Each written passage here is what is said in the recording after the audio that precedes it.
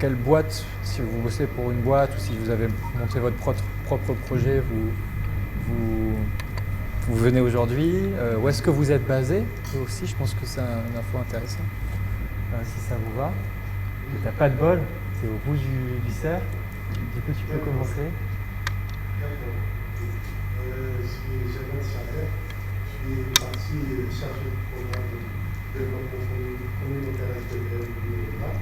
C'est un programme de coopération internationale, coopération belge, financé une partie par la DGD, la coopération belge, une partie de 20% par Parole Solidarité Mali. Donc, ce programme vise le développement communautaire à travers le soutien de l'approche communautaire, la concertation sociale, la création des instances dans les zones rurales et l'amélioration des conditions de vie, de l'autonomisation économique et sociale à travers les 4 thématiques, notamment la santé et l'éducation, l'entrepreneuriat agricole et non agricole. Bien évidemment, on vise les filières porteuses dans chaque zone d'intervention et une partie je suis consultant pour tout ce qui est développement territorial, renforcement des capacités des associations. Merci, super. À vous. Alors, moi, Khalid, je représente l'agence de développement communautaire. Je suis chef de projet du programme de l'habitation, programme PSD. À Casa, basé à Casa. À Kenitra. Ok, d'accord. Moi, je suis Marie Cochard, je suis coordinatrice pour la région Ménage pour la région Arbache sur le programme entrepreneuriat au sein de l'IECD, l'Institut européen de coopération et de développement. C'est une ONG française qui a des délégations dans 18 pays. Et donc, en tant que coordinatrice pour la région Ménage, je suis basée à Casablanca avec l'IECD Maroc, la délégation marocaine. Je connais un peu tes collègues de Madagascar et de Paris. Probablement. Bonjour, je m'appelle Nadia Minali, je suis responsable CRA au niveau de l'État international. Ok. Et je suis basée à Marrakech. À Marrakech, ok.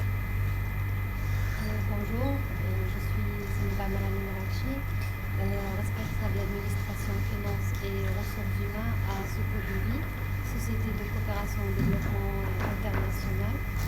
Notre bureau est basé à Rabat, notre siège social est à Québec et nous avons 2 projets de développement avec l'Agence nationale des eaux et forêts. On travaille notamment avec les coopératives des Romarins, coopératives CEDRE et les femmes de la place. Bonjour, Lamia Alaoui, spécialiste en suivi d'évaluation de apprentissage. Je suis également un CPD, je suis des équipes pour la Bonjour à toutes et à tous, je m'appelle Selma Kalim, je travaille pour l'Agence de développement digital, qui est un organisme gouvernemental sous la tutelle du ministère de la Transition numérique. On a pour mandat de mettre en œuvre la stratégie de l'État de la transition numérique pour l'économie, pour la société et pour le gouvernement. En périmètre, c'est surtout recherche, innovation et éducation. Bonjour tout le monde, je m'appelle Padma, je suis spécialisée pour représenter la Fondation d'Arbache à Marrakech. On est une fondation de la culture à Marrakech au Maroc. On fait des activités sur la valorisation de la culture, l'artisanat et le patrimoine. Mais aussi on valorise le travail de recherche lié à ça.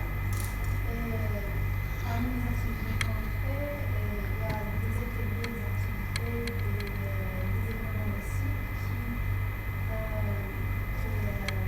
se publient.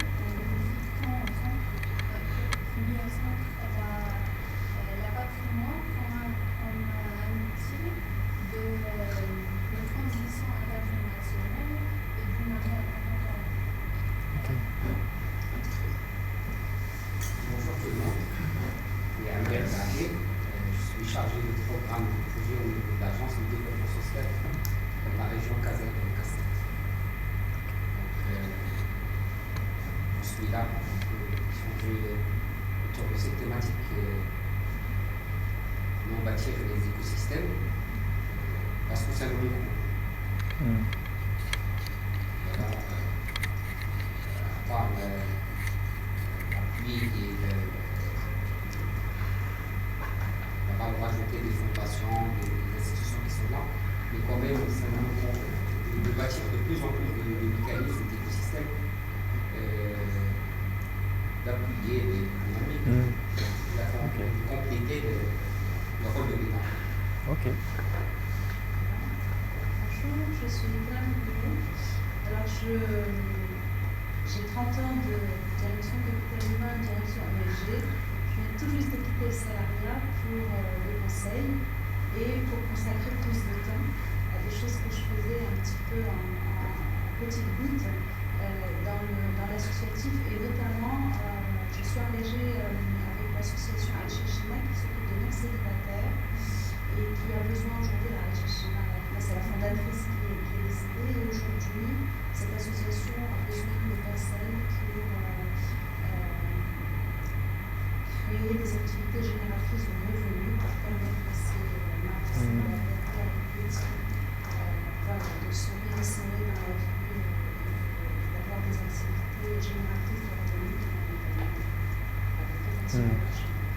Bravo pour cette bascule du salariat vers l'engagement. Surtout quand on est resté salarié aussi longtemps. Ouais. Ceci étant, j'ai passé 18 ans notamment dans le groupe Olmarcom, les assurances, mais voilà, où déjà on a eu la chance de pouvoir faire du lycée. S'engager. Voilà.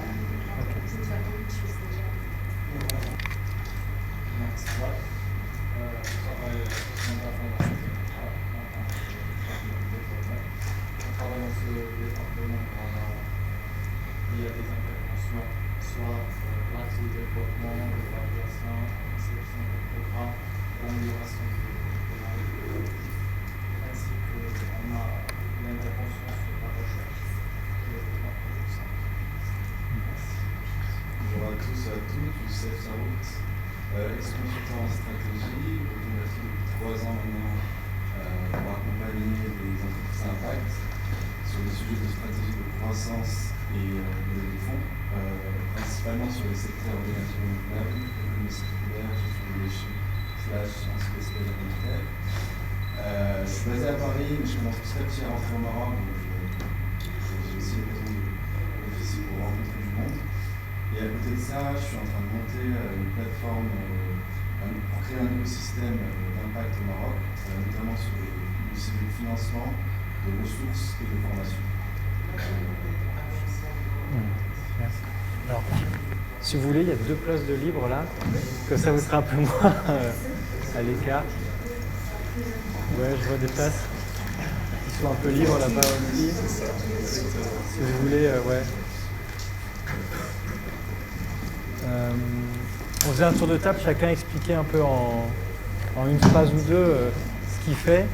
C'est à votre tour. Non, à votre voisine.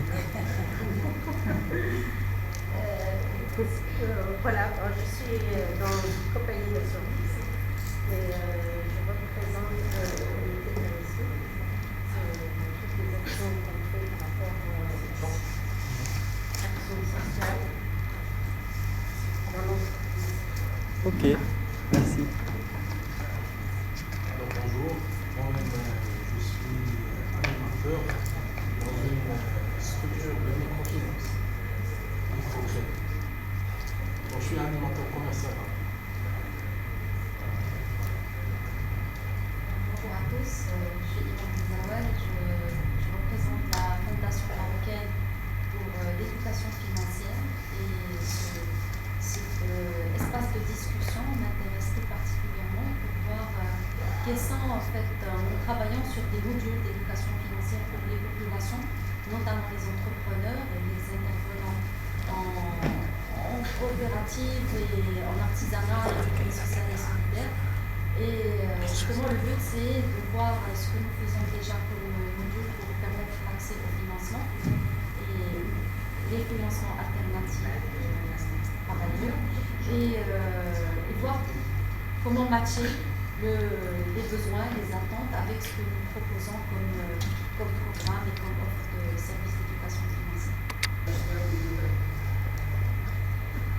Bonjour à tous, je m'appelle Sina Kouchi, je suis consultante en entrepreneuriat social et je suis aussi directrice de partenariat de AELIPS, qui est une association à but non lucratif qui a pour but de former, d'employer et d'insérer professionnellement des jeunes africains avec une ambition d'insertion de 3 millions de jeunes d'ici 2035. C'est une ambition qui est assez grande, on représente dans 8 pays.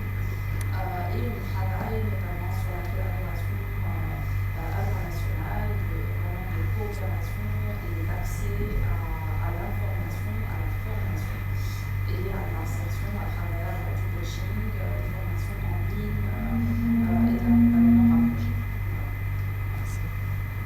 Avec Léo, fondation-travaillermonde.com. On est une association qui est au cœur de l'écosystème de la solidarité. Une solidarité durable et inclusive.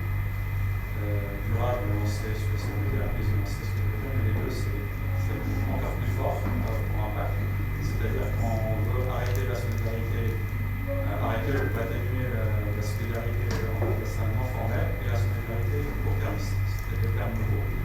Mais c'est notre rôle. Et comment on procède? On est au cœur de l'écosystème de la solidarité entre les institutions, les associations, les contributeurs et les bénéficiaires. Et concernant les bénéficiaires, on a 3 cibles aujourd'hui. Les NIC, les enfants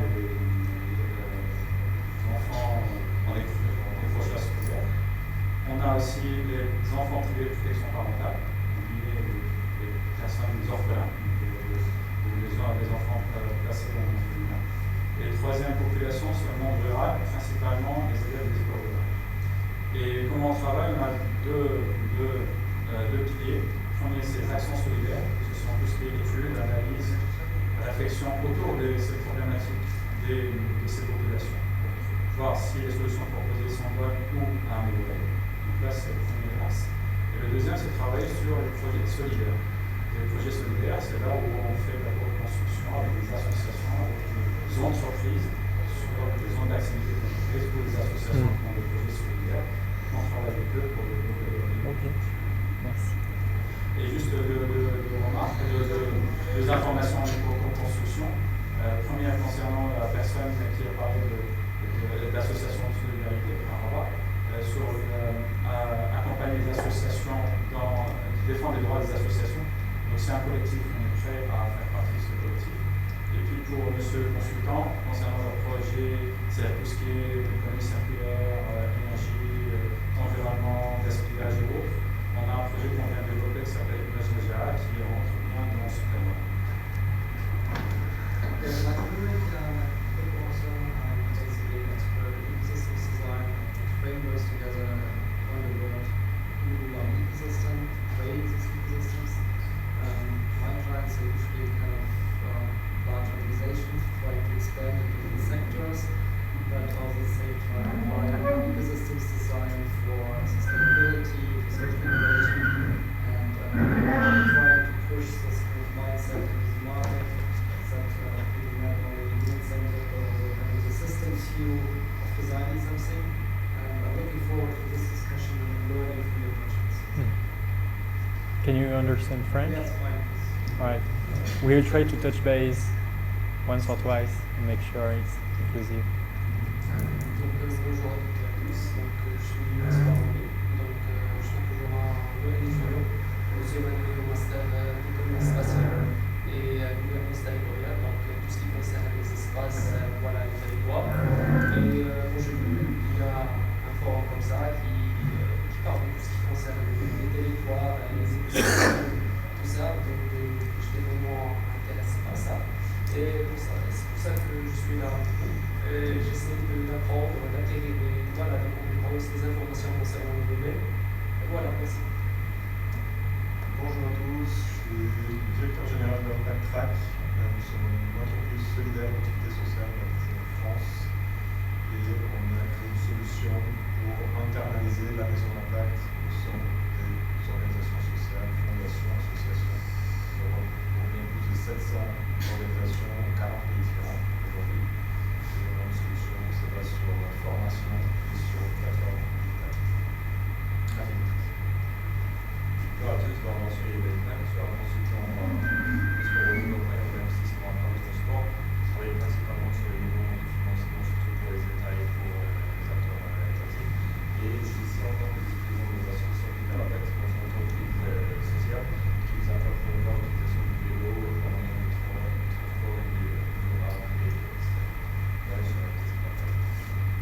avec Picala qui était au...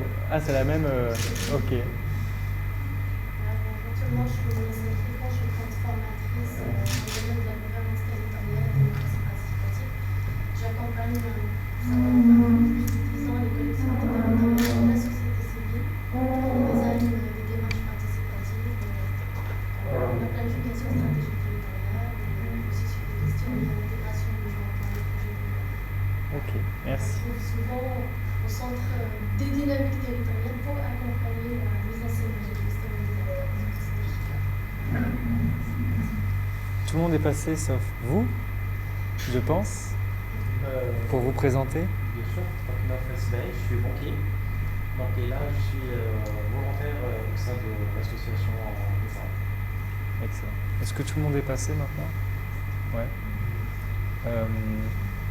Si vous voulez, il y a une place là-bas où ça sera peut-être plus agréable. Alors, il n'y a pas de méthodologie prévue pour cet atelier. Et faire un atelier de co-construction à, je ne sais pas combien on est, 20 ou 30, c'est très compliqué. Donc, on va improviser quelque chose. Je vous demande de vous lever. Ok. Déjà, merci pour le tour de table.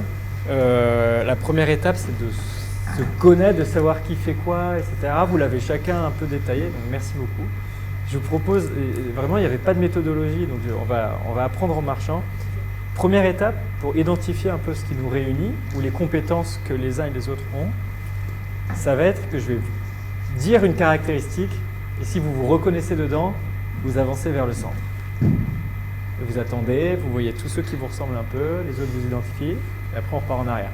On va commencer sur un truc simple qui n'a rien à voir avec l'univers professionnel. Qui ici aime bien le foot?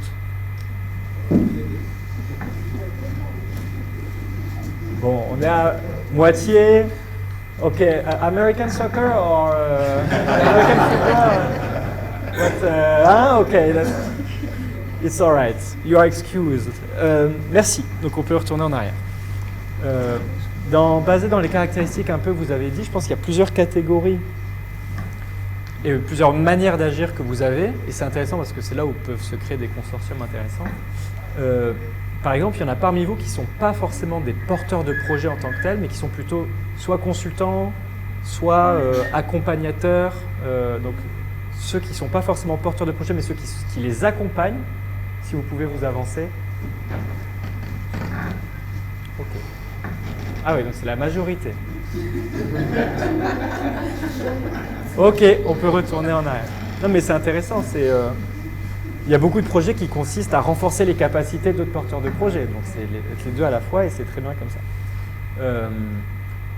Qui, ici, n'est pas marocain? Ok. Qui, ici, travaille dans une administration publique ou dans la sphère publique?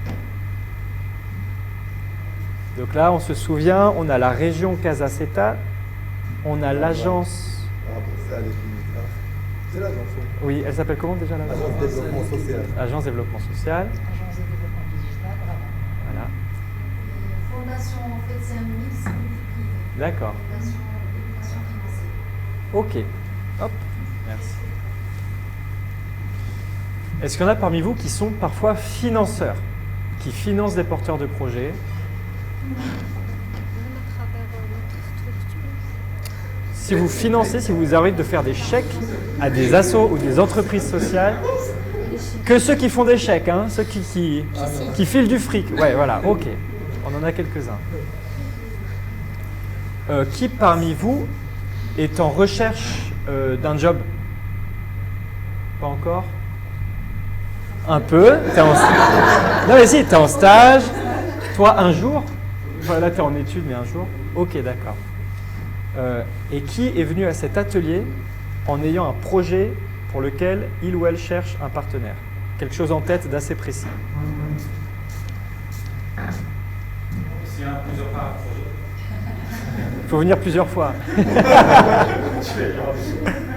D'accord, donc il y en a ici qui ont un projet précis en tête et d'autres qui ne l'ont pas forcément. Ok, merci. Et ensuite, d'un point de vue plutôt de domaine de travail, vous bossez dans tous les champs du monde, et j'en ai noté quelques-uns, qui bossent principalement sur les sujets agriculture, agrobusiness, production. Ok. Donc déjà, vous, qu'est-ce qui vous attendez pour travailler ensemble? Il y a un sujet agro-agri. Il y avait un sujet qui m'a surpris, enfin très commun, c'est que vous êtes beaucoup à bosser sur la capitalisation, la mesure d'impact, le suivi et évaluation, vraiment cette expertise-là. Donc qui est sur cette expertise-là? Ok. Merci. Est-ce qu'il y a quelqu'un qui n'est pas allé au milieu de la pièce? Toi, à moitié. Ok, merci, on peut se rasseoir.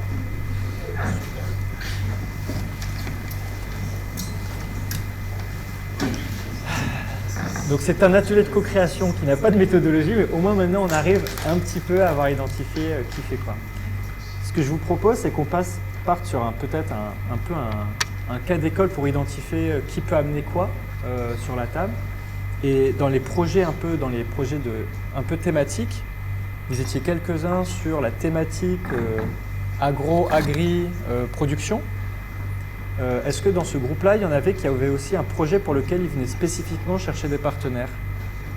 Je ne sais pas si... Peut-être juste un point, ouais. Si vous permettez, c'est qu'il y a aussi un point peut-être qui rassemble quelques personnes ici, c'est la coopération, le monde de développement de la coopération. Oui. Donc je pense que ça aussi c'est important. Moi je parle de nos collègues et moi, c'est pas on cherche des financements ou des projets, nous ne sommes pas non plus porteurs de projets, mais nous travaillons avec des coopératives financement par des bailleurs de fonds du monde de la coopération. Donc peut-être que ça aussi c'est un aspect à prendre en considération dans on va se relever discussion. Et on va l'identifier. Non mais c'est une très bonne remarque. Donc là c'est qui travaille avec des bailleurs de fonds de coopération internationale comme l'AFD, les délégations de l'Union européenne, la AMC, GIZ, DGD, plein d'acronymes, comme il y a quoi d'autre, la DCI Monaco aussi, les Néerlandais, etc. Alors, qui bosse avec les bailleurs de fonds internationaux ici? Qui bosse avec, collabore avec, qui travaille de près ou de loin avec eux, ouais, ok. Et maintenant on recule. Et qui soumet des dossiers de financement à ces bailleurs-là pour obtenir un financement. Ok, d'accord. Donc en effet, il y a un tiers de l'effectif ici qui soumet ces dossiers de financement-là, qui ne sont pas les financements qui augmentent le plus vite en ce moment. Puisqu'on peut considérer qu'il y a à peu près un tiers de l'aide publique au développement mondial qui a été rasé, voilà, depuis. Alors pas que par M. Trump. Moi, on peut dire deux mots là-dessus, ça concerne un tiers des personnes, et en fait ça concerne tout le monde, hein, le financement. Il y a à peu près 220 milliards d'euros d'aide publique au développement dans le monde chaque année, enfin c'était le cas il y a 2 ans. On considère à peu près qu'il y a un tiers en moins, notamment parce que le président américain a démantelé USAID, mais c'est un peu le cache-sexe d'autres coupes budgétaires, entre nous, soit dit, puisque en France, il y a eu une coupe de 40%. Dans tous les pays qui étaient des grands donateurs, comme les pays nordiques de l'Europe, il y a eu des rabots d'à peu près un tiers aussi des financements. Donc voilà, c'est un sujet en effet qui concerne. Il y a l'impact sur le monde de coopération et surtout sur les coopératives, les bénéficiaires qui sont in fine aussi partenaires de ces projets de développement et de ces financements. Je pense qu'il faut penser à un mécanisme de développement local, des mécanismes de financement. L'ADS, on en a fait beaucoup au niveau des territoires, c'est de créer des fonds de développement local. C'est des fonds qui vont financer les coopératives, comme vous avez dit. Et ces coopératives, ils vont régénérer des gains. Ces gains, ils vont payer les crédits et ce crédit il va verser dans le fonds qui va financer d'autres coopératives. Donc pourquoi pas penser à... Bon, c'est un mécanisme qui a existé, mais avec les changements, maintenant, il faut le repenser et donc créer un mécanisme plus fort, plus solide, qui va un peu, soi-disant, comme vous avez parlé de l'USAID, peut-être on ne va pas se focaliser juste sur des financeurs internationaux, mais quand même qu'on pense à des mécanismes locaux et qui sont pérennes et durables. Là, le mécanisme, c'était un fonds de prêt d'honneur de développement local. Il y a des contributeurs, soit des privés ou des acteurs publics, qui vont alimenter ce fonds. Et bien sûr, on travaille sur une filière. On prend par exemple l'apiculture, l'arganier, d'autres, les palmes. On va financer ces coopératives. Donc, c'est tout un process. Hein. Bon, par la suite, ces coopératives, ils vont créer leurs locaux, équiper les locaux, former les femmes, donc créer des revenus. Par la suite, ces revenus, une partie, il va financer ce crédit-là, qui est un crédit, non taxable, hein, non imposable, un prêt d'honneur. Ce prêt d'honneur, il va encore financer d'autres coopératives. Il est toujours local, il ne va pas financer d'autres coopératives ailleurs. C'est un territoire bien ciblé. Je ne sais pas si tout le monde a compris le mécanisme. Si. Bon, ce fonds de développement local, il est réglementaire, bien sûr, dans la loi, ou là c'est votre effort Non, c'est un fonds qui est institutionnel. C'est dans la loi. On fait travailler ce fonds. On fait le sortir une fois qu'un besoin est là. Un acteur quelconque, je parle par exemple une institution publique, conseil provincial, je parle des collectivités territoriales, soit un conseil provincial ou un conseil de la région qui a un besoin quelconque dans un territoire, il va résoudre un problème. Donc on fait un diagnostic, ce diagnostic va nous mener vers une planification. Cette planification va nous mener à une convention de partenariat. Cette convention, il va automatiquement créer un fonds. Ce fonds, il va financer cette dynamique dans ce territoire, soit en formation, soit en matière d'accompagnement, soit en matière de financement de projet. En prêt. Oui, en prêt d'honneur. Ouais. En fait, c'est un dispositif qui est promulgué sous les lois de la régionalisation avancée, qu'un projet un peu qui vise la décentralisation, la déconcentration au niveau des territoires, que ce soit la région, la préfecture, la province, ça dépend si c'est urbain ou rural, et au niveau des communes, le plus bas échelle de la subdivision administrative. Donc c'est réglementaire, c'est plutôt un mécanisme, un dispositif qui était venu pour un peu lancer, pour stimuler les régions, pour jouer le rôle pour dynamiser en fait l'économie locale. Ouais. Il y a des fonds aussi parfois de prêts d'honneur qui sont gérés par des opérateurs privés. Par exemple, notre ONG Pulse, qui a un programme qui s'étend dans les pays de la rive sud de la Méditerranée, qui s'appelle SAMIM, a un fonds de prêt d'honneur de 2 millions d'euros qui est pareil, evergreen, qui ensuite est reprêté une fois que c'est remboursé. Et est-ce que dans cet atelier un peu collectif, là, on a pris un angle d'identification en se disant il y a des ressources qui disparaissent, est-ce qu'il y a d'autres manières de financer des projets impact, de créer des consortiums? Là, il y a un exemple qui est donné, qui sont ces fonds de prêt d'honneur déconcentrés, décentralisés, gérés par des agences. Est-ce qu'il y a d'autres dispositifs de financement innovants que vous souhaitez mettre en débat? On appelle l'effet solidaire de développement. C'est un mécanisme où on finance un certain nombre de coopératives et une fois que les coopératives, une fois que leur projet est en marche, ils remboursent. Le remboursement n'est pas pris par l'agence. Mais dans cette caisse, elle permet de financer soit l'expansion du projet des coopératives initiales, soit de financer de nouveaux projets. Il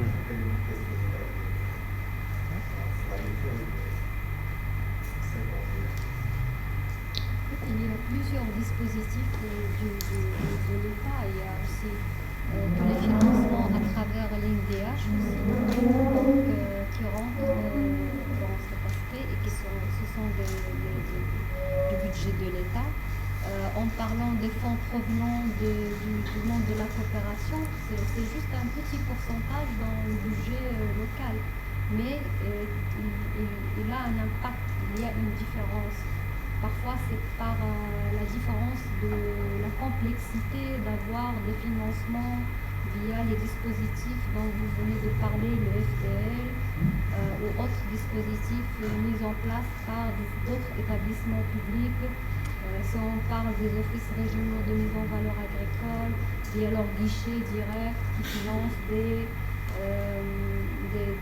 actions purement tout ce qui est agriculture et des AGR, des activités génératrices de revenus, qui sont vraiment très très connues à travers plusieurs ministères, à travers l'Agence de développement social aussi, donc ce que vous voulez dire, mais autres actions.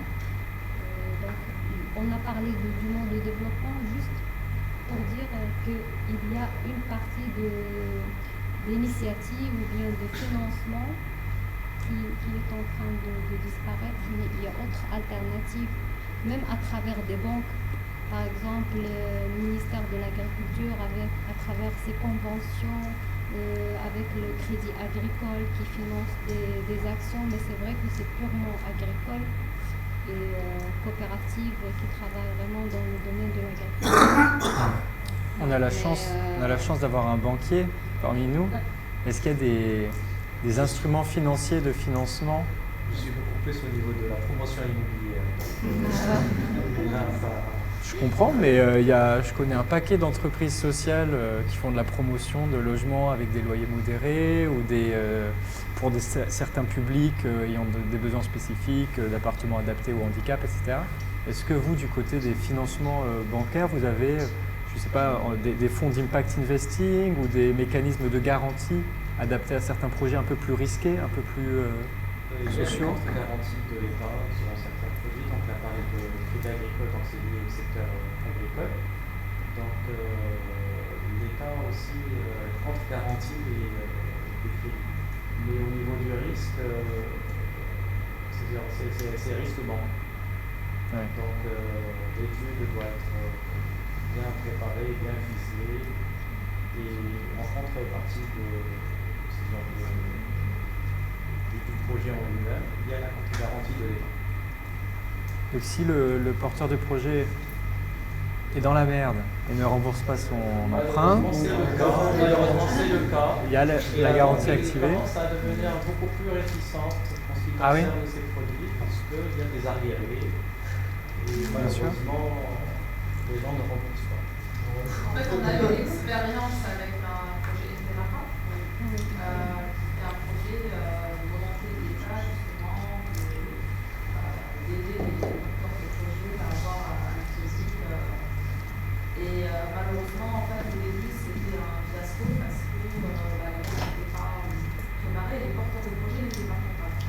Donc en fait, ce qui a marché, c'est qu'il y a plusieurs associations qui ont travaillé conjointement avec les banques pour justement, dans le même esprit de coopération, typiquement on a travaillé avec le CRI, Centre régional d'investissement, pour accompagner les TPE, PME à monter un dossier qui est recevable par la banque.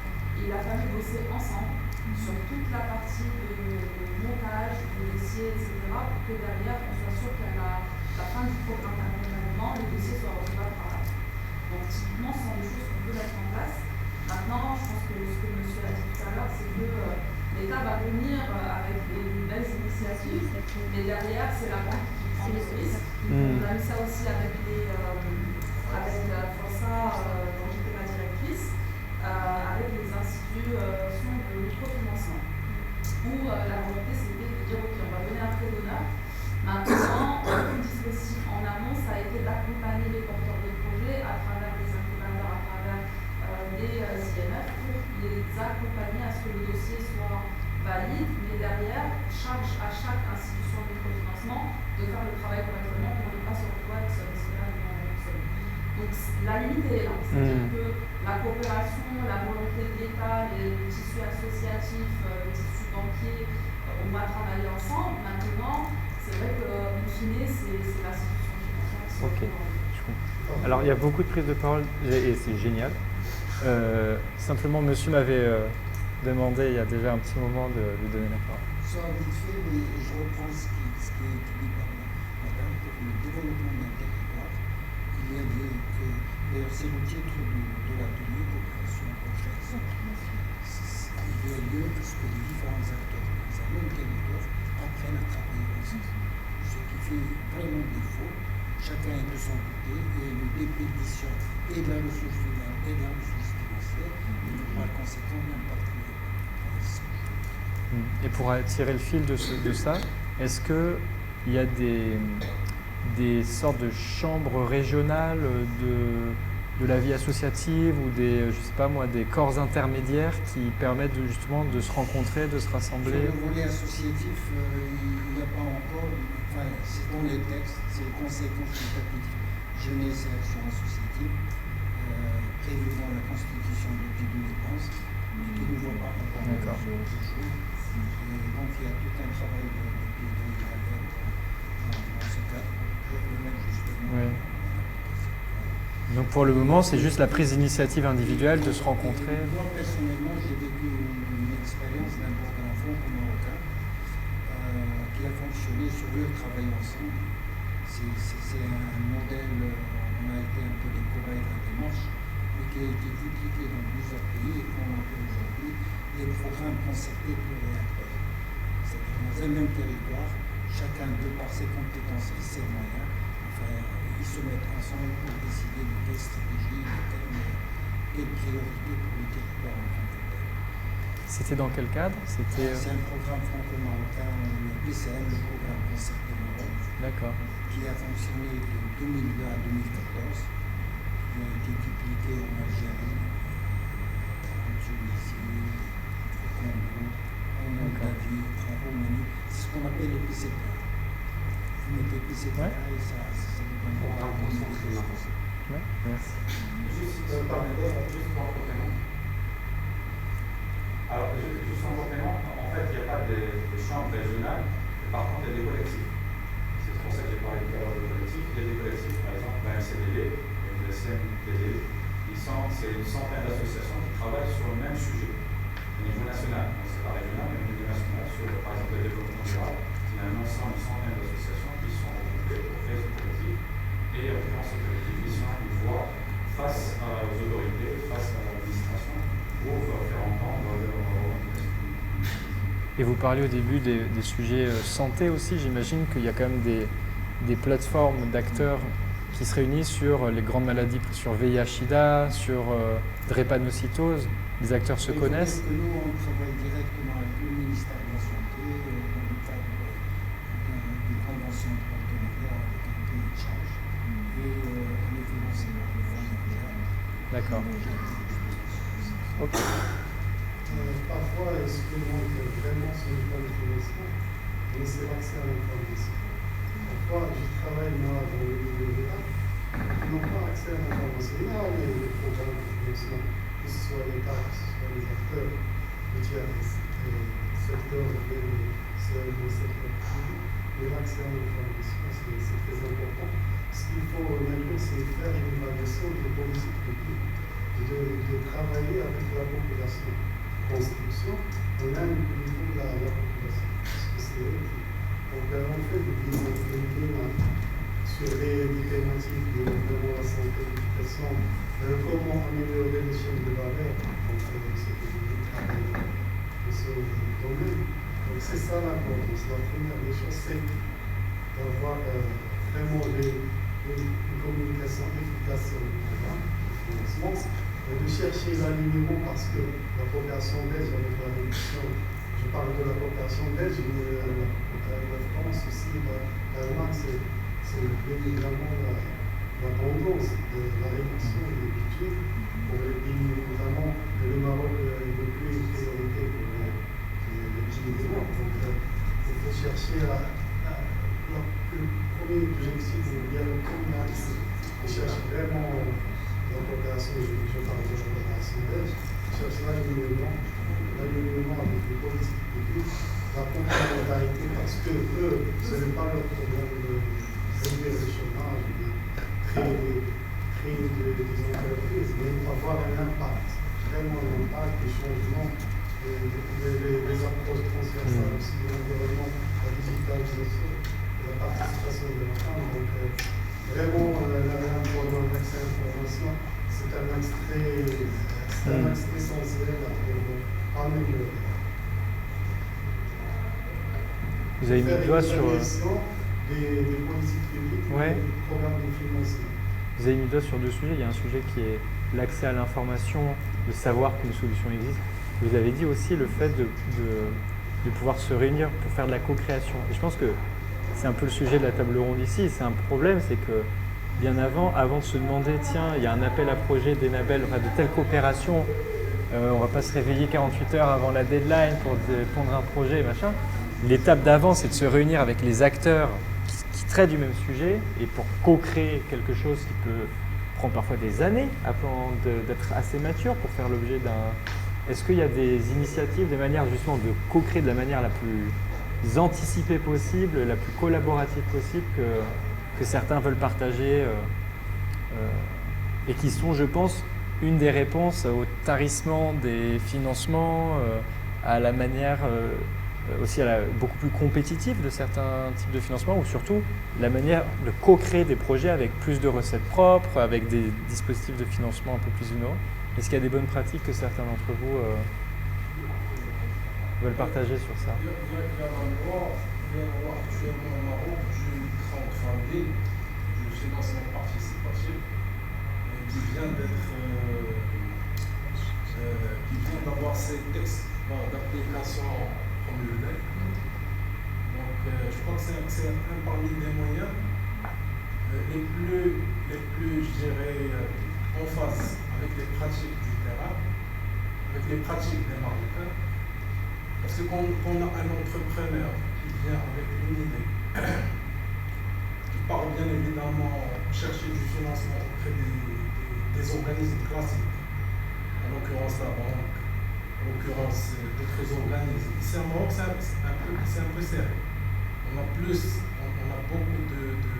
plus averti par rapport au risque.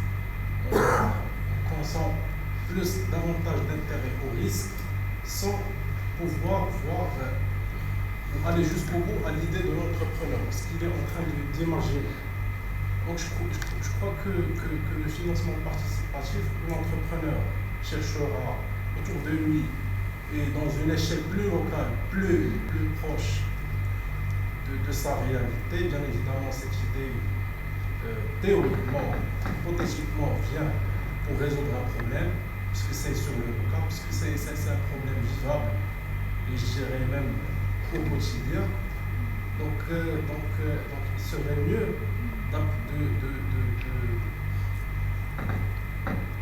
je ne sais pas comment le mettre en pratique, mais avoir un cadre plus visible, plus clair, sans intervention de grands acteurs, pour pouvoir faire le cours des choses, la concurrence et tout ça, pour pouvoir faire jouer ce mécanisme de financement participatif qui, je le redis, les plus en phase avec les pratiques de tout à chacun.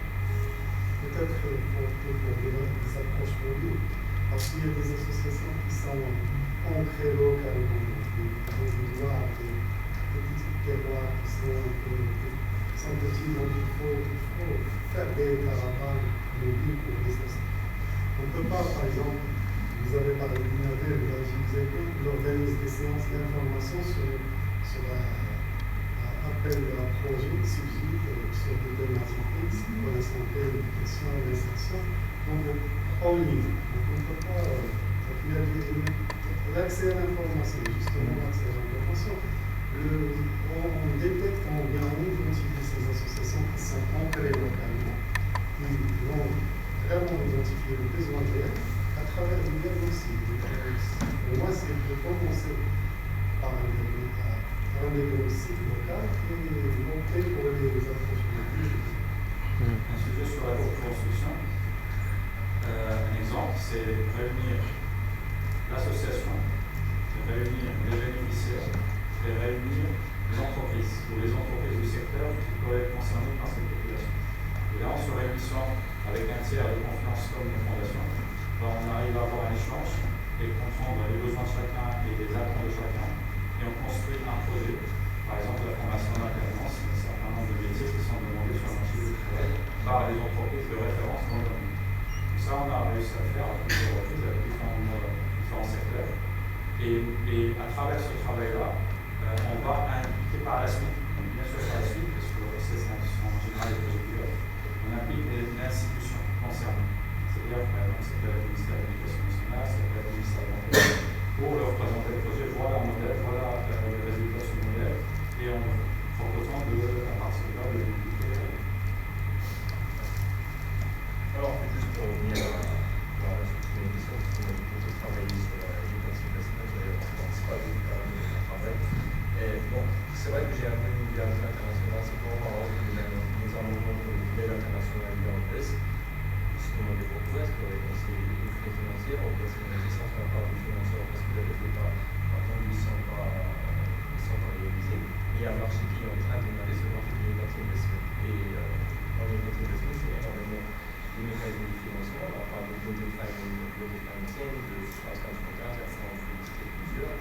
Maintenant, ce qui est très important dans ces modes de financement, c'est qu'aujourd'hui, ils impliquent trois parties, ce qu'on appelle, bon, déjà tout le financement, maintenant, ça change un peu de financer le output, financer le outcomes. Maintenant, on ne finance plus le projet, mais on finance les résultats. C'est un peu différent sur les financements basés sur les résultats, parce que c'est une mécanisme un peu plus complexe.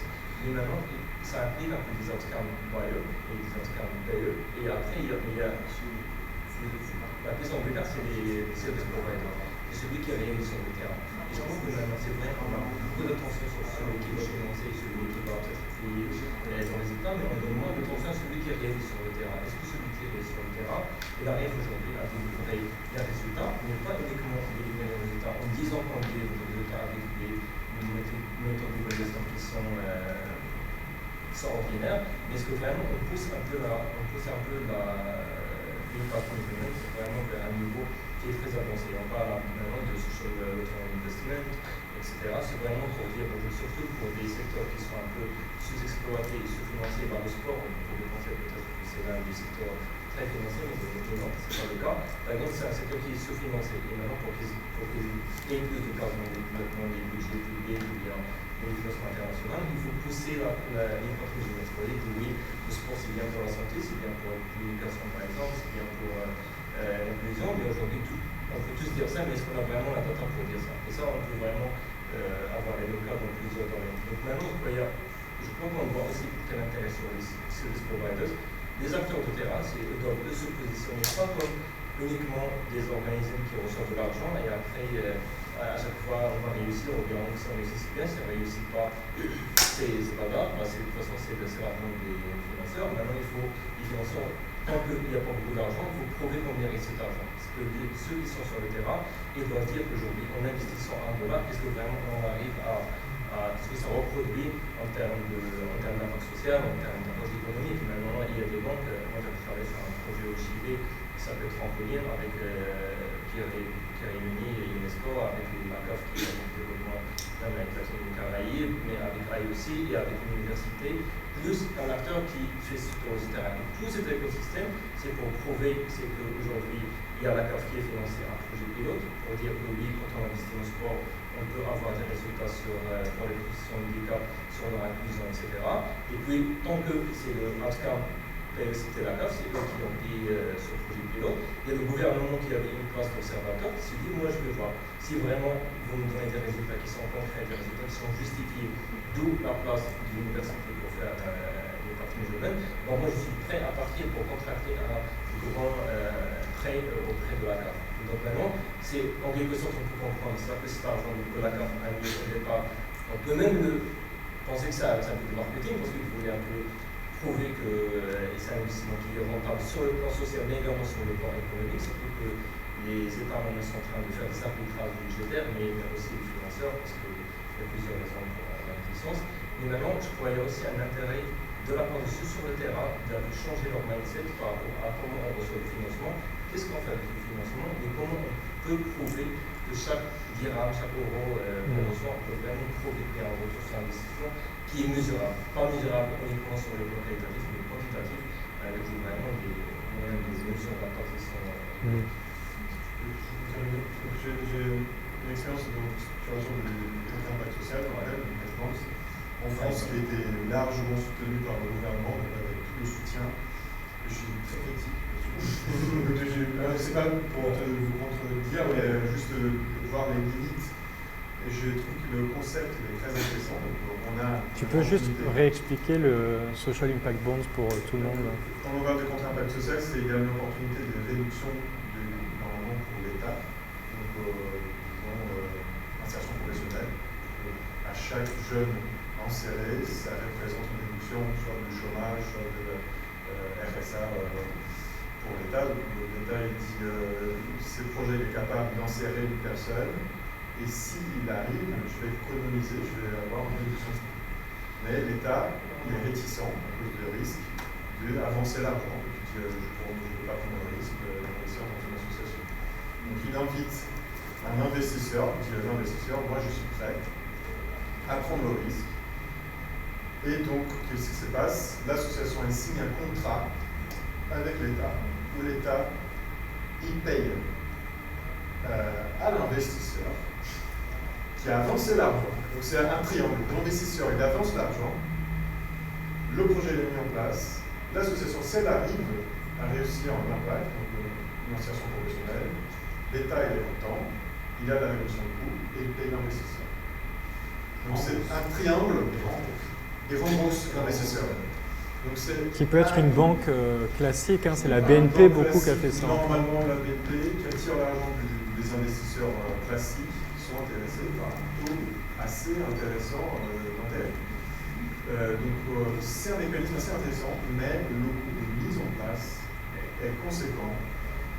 Les contrats, je fais partie en France avec toute l'aide de gouvernement, ça a mis 2 ans à mettre en place des contrats pour garantir, assurer tous les investisseurs et l'État. Donc c'est quelque chose de très lent. Et donc si on parle de projets locaux avec un impact sur le terrain, je pense que ce n'est pas adapté, mais le concept est intéressant. Je pense que crowdfunding, ça peut être une solution pour simplifier peut-être ces mécanismes en se basant sur, par exemple, on travaille pour Malakoff Humanis, c'est un acteur de la prévoyance et de la santé en France. Et c'est une vision presque d'investissement. Si j'investis dans ce projet, la personne elle va retourner au travail plus tôt, c'est la même réflexion. Donc le concept, je pense que c'est à dire, et l'autre, impact investing, je pense qu'on parle beaucoup d'impact investing, mais toujours l'exemple de la France, on a 200 fonds impact investing, 99% des fonds sont des fonds série A. En fait, ils font pas moins d'1 million d'investissements. Donc encore une fois, si on parle de projets locaux, et très averse à risque. Donc ils entrent dans une étape, c'est très rare les fonds impact investing qui investissent dans les petits projets. Donc je pense que c'est des histoires internationales. Et là, CAF, mobiliser des agences. Donc je pense qu'il faut s'inspirer, mais amener ça. Je suis tout à fait d'accord, mais je pense que la coopération peut jouer un rôle surtout au niveau de la data. Parce que la garantie. Voilà, la garantie, parce que la prise de décision se fait également sur les data qui est disponible sur ce domaine, que ce soit le sport, la culture, etc. Mais aujourd'hui, la data, des fois, on n'arrive pas à la trouver. Donc, si aujourd'hui, une consortium de plusieurs organisations qui travaillent dans le même secteur et qui arrivent un peu à homogénéiser la data et avoir au moins des outils de prise de décision décideurs, ça, la coopération peut jouer un rôle. Il nous reste 5 minutes, 17h30, on avait promis. Merci. Et en effet, c'est un spectre, hein. C'est-à-dire que je pense que vous vous rejoignez, c'est-à-dire le bout du spectre, ça peut être jusqu'à des social impact bonds, des contrats impact.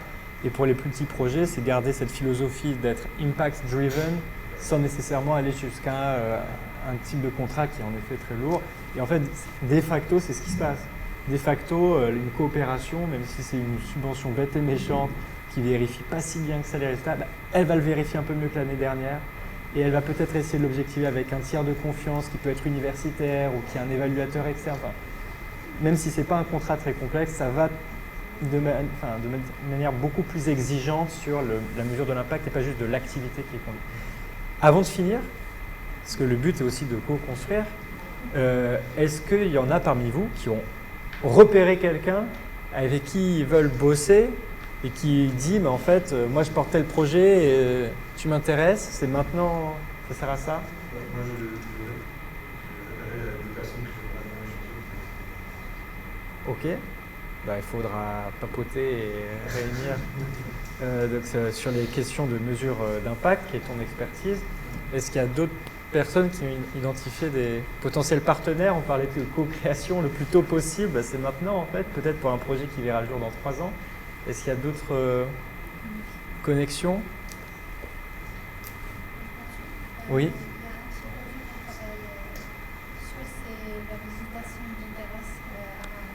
D'accord. Il y a beaucoup d'âges, mais maintenant il n'y a plus parce que la ville a montré things advance very much. So the architecture is leading the nature and stuff. So the project we're working on is actually in the digitization of services, but on the aspect of social and communal engagement. So basically what we did is gather a group of mothers and we included them in our garden project. So it's theirs now, no longer ours, but we try to add a lot of sustainable systems. So that's why I think sustainable energy systems would be really interesting to see how we can work on our terrace with sustainable energy. D'accord. Donc les terrasses et les jardins communautaires, c'est ça si je comprends bien à Marrakech.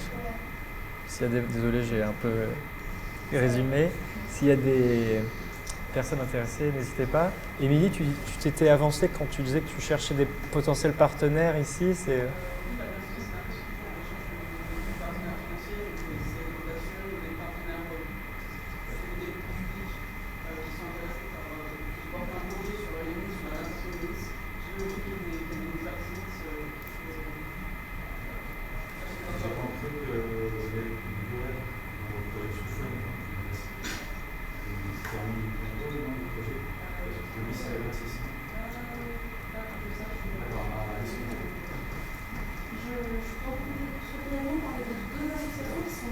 Oui. Dans cette salle. Okay. Donc il y a la coopérative ImpactNess, qui est une coopérative qui a pour but justement de travailler avec l'ensemble du tissu associatif pour renforcer les compétences pour accompagner les leads. Donc pour les personnes qui ImpactNess, Ness comme Jean en arabe. Et